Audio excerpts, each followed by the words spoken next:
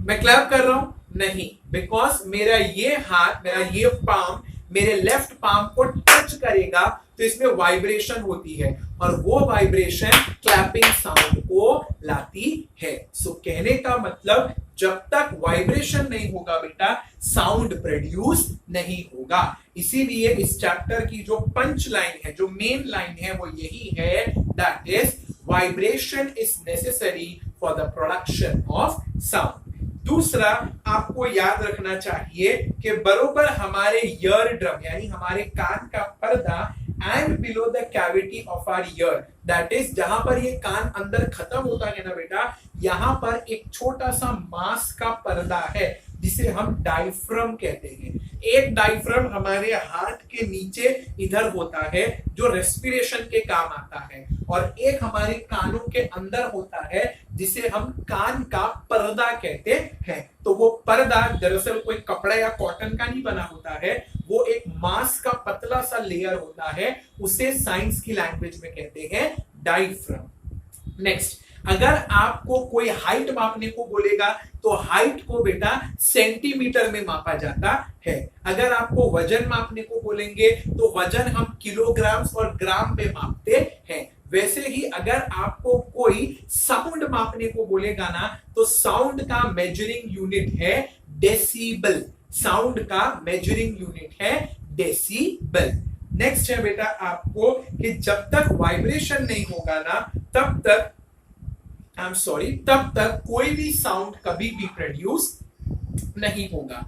Noise pollution किसे कहा गया है? तो मैंने आपको अभी बताया ना, जब लाउड नॉइस पोल्यूशन होता है तब उसमें अलग अलग इंटेंसिटी की साउंड वेव्स होती है।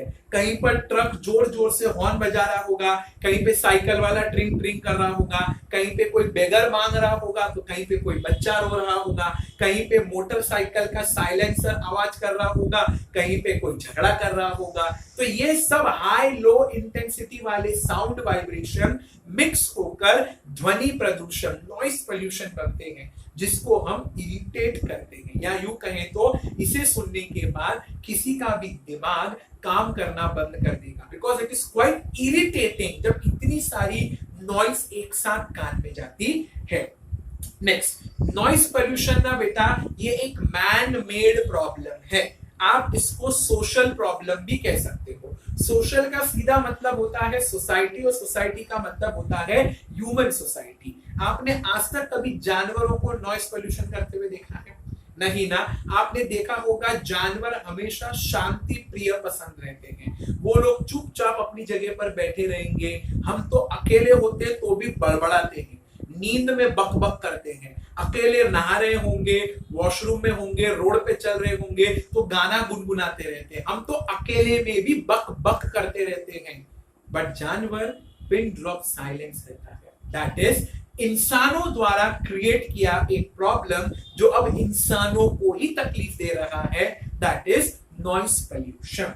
नेक्स्ट अगर आप देखोगे ना बेटा तो सबसे पहला आपका एक्सप्लेन द टर्म है साउंड का सोर्स। जैसे कि फॉर एग्जाम्पल अगर मैं फिंगर से बोर्ड को नॉक करूं तो आप सबको नॉकिंग का आवाज आ रहा है, तो आपको पता है ये क्या हुआ? The bone of my finger was knocked at the board, और बोर्ड और बोन का अटैचमेंट की वजह से एक वाइब्रेशन पैदा हुआ and that vibration produce the knocking sound. तो जिस ऑब्जेक्ट में से साउंड आता है ना उसे कहते हैं source of sound. For an example अगर मैं अब दीवार पे हाथ मारूंगा तो दीवार इज सोर्स ऑफ साउंड। अभी मैं बोर्ड पे करूंगा तो board is source of sound. That is जो ऑब्जेक्ट वाइब्रेट होगा और वाइब्रेशन की वजह से उसमें से आवाज प्रोड्यूस होगी, that will become your source of sound. फिर है बेटा एकॉस्टिक। एकॉस्टिक वो साइंस है जो साउंड कैसे प्रोड्यूस होता है, साउंड कैसे ट्रैवल होता है, साउंड को कैसे मापा जाता है और साउंड की कैसे फ्रीक्वेंसी बदली जाती है। इन शॉर्ट सब कुछ साउंड के बारे में पढ़ता लिखता समझता जानता है, उस साइंस को कहते हैं अकॉस्टिक। नेक्स्ट है आपका प्रोपोगेशन ऑफ साउंड। प्रोपोगेशन का मतलब होता है स्प्रेड। ये वर्ड प्रोपोगेशन आपको light and the formation of shadow में भी आएगा। मैंने उस वीडियो में भी एक्सप्लेन किया है कि प्रोपोगेशन का सीधा मतलब होता है स्प्रेड, फैलाव, और साउंड को फैलने के लिए एयर जरूरत है। एट प्रेजेंट मैं इधर हूं, तकरीबन 4 से 5 फीट की दूरी पर कैमरा है, लेकिन आप मेरी वॉइस आराम से सुन पा रहे हो। It is because of the air. मेरे शब्द एयर पे ट्रैवल होकर कैमरा के रिकॉर्डर में जा रहे हैं और वही शब्द आपको सुनाई दे रहे हैं। That is air is a medium for the propagation of sound. तो बिना मीडियम के साउंड स्प्रेड नहीं होगा। आप पानी के अंदर कितना भी बोलने का ट्राई करो, खाली बुल बुल बुल बुल से बबल्स बाहर निकलेंगे। द रीजन, पानी के अंदर आपका ये वोकल कॉर्ड वाइब्रेट नहीं होगा। और दूसरा, जब आप बोलते हो तो मुंह में से हवा निकलती है, वही हवा की वजह से पानी में अगर आप कुछ बोलोगे तो बबल्स प्रोड्यूस होंगे। इसीलिए अगर आपको बेस्ट क्वालिटी का साउंड चाहिए ना, तो वो या तो एयर में मिलेगा या तो सॉलिड में मिलेगा, जैसे कि सॉलिड में मिलेगा। अब यही पानी पे आप मारोगे छप छप छप तो हाथ गीला होगा और कुछ नहीं होने वाला है। सो अच्छे से अच्छा क्वालिटी का साउंड सॉलिड, उसके बाद एयर, और उसके बाद लिक्विड मीडियम में मिलेगा। और फिर है बेटा वैक्यूम। वैक्यूम का मतलब होता है अगर आप किसी जगह में से पूरा एयर, पूरी की पूरी एयर को खींच लेते हो ना, तो वो बन जाता है आपका वैक्यूम। जैसे कि आप बॉटल में पानी पीते हो, करेक्ट? उस बॉटल के अंदर आप अपना मुंह लगाकर उसमें पूरी हवा सोख लो, तो बॉटल कैसे सिकुड़ जाती है, कॉन्ट्रैक्ट हो जाती है, श्रिंक हो जाती है। वो क्यों होती है? क्योंकि आपने बॉटल की सारी हवा खींच ली और वहां पे क्रिएट हो गया है वैक्यूम। VACUUM, W नहीं है, it is VACUUM, that is double U, 2 bar U आएगा वैक्यूम की स्पेलिंग में।